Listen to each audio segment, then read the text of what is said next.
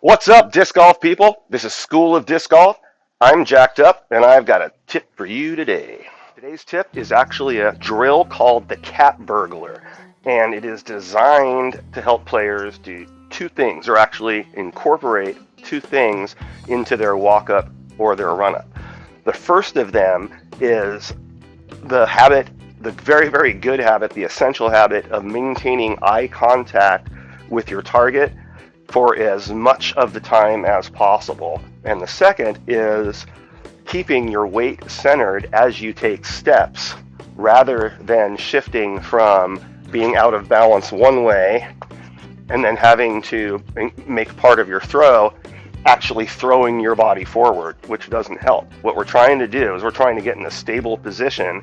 At School of Disc Golf, we call it the pole position, where the torso is equally supported between the 2 feet, more or less. Even if it's just for a small fraction of a second, you have to own that space and power the throw this way, as opposed to starting leaning back and flopping forward. So that brings us to the Cat Burglar drill. The whole concept is you're learning how to take whatever steps it is you're taking that's going to enable you to engage the full body while actually moving forward. And you're going to focus on keeping your eyes forward whichever way you're going. So number one, you're learning how to feel your way through these steps, how to feel your way into good balance. Your eyes are not going to help you do this. You can't look down at your feet and get a fluid throw. You can't look at your disc, and there's no reason why you should anyway.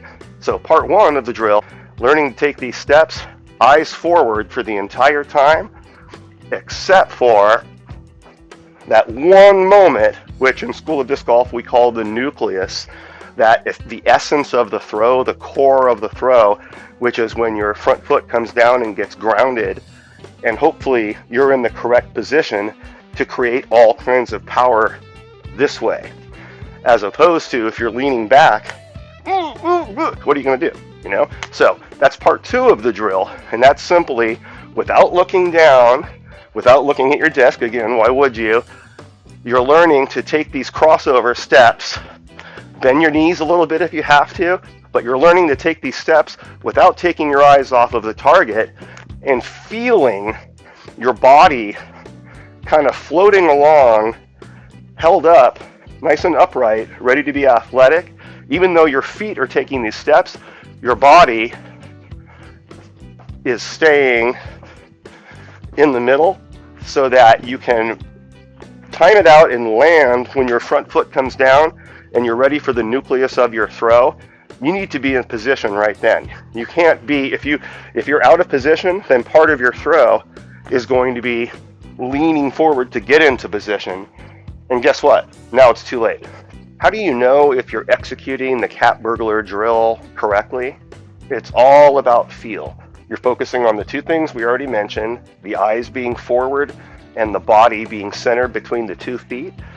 Train yourself to take these steps blindly, and all you're thinking about as your eyes are, you don't have to think about the target really, you just have to keep your eyes focused on the target for as long as possible and return them to the target as soon as possible. Meanwhile, thinking wise, you're not thinking about where exactly your feet are going. You're just thinking about keeping that torso nice and centered between your 2 feet the entire time, so you never get off balance and have to return to balance. You want to be in perfect balance when it comes time for the throw. So by the time I've taken my cross step, or if I'm just doing little itty bitty Fred Flintstone steps until one, or if I'm doing the technique where I'm kind of going backwards and taking the backwards little steps, either way, you're going to freeze when that plant foot comes down. We call it the anchor foot here at School of Disc Golf, but you're going to freeze when that foot comes down, and it's all about where everything is. Is your body centered between your 2 feet so that you can get that rotational power? Is your, even if you're in full reach back mode and your eyes can't technically be on the target, are your eyes close? So, or are your eyes looking down? Or are your eyes looking at your disc? or are your eyes just following your shoulders going backwards? Those are the two things, and you can do this outdoors, indoors, in a living room. You can do it holding a disc, or you can do it without a disc. You know, that helps connect it to the disc golf world a little more, but it works either way. And the whole idea is you want to get used to keeping your balance between your 2 feet, all about the torso, and keeping those eyes locked onto the target as much as possible. So, cat burglar drill. I'm Jacked Up. This is School of Disc Golf, and that's your tip of the day.